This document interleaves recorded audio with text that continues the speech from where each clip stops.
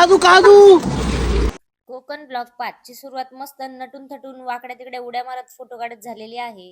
नंतर निघायची घाई, झटपट आवरत चेकआउट करून बाय बाय केलं मालवणला. जाताना बाप्पाच्या पाया पडायला गेलो. आवी दादा मला खूप मनापासून वहिनी मागत होता.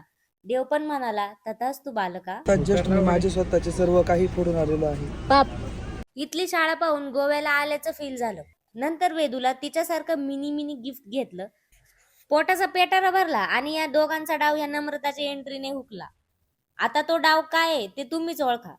मग तिथून निघालो. जरा काहीतरी हेल्दी घ्यायचं म्हटलं की तोंडाचा नकाशा होणारच. असं का लागतंय? स्प्राइट काल सारखं नाही लागत. सोडा आहे ना त्यात म्हणून. नंतर कोकणची मैना ढापून या भाऊने बाजार पण केला. हे बघा ड्रायव्हर आणि कंडक्टर. 70 रुपये बघत. त्यांचा लिफ्ट मागण्याचा तरीका जरा कॅज्युअल नाही वाटत का?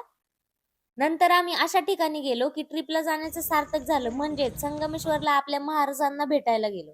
तिथून निघालो, जेवलो न थेट घरी आलो.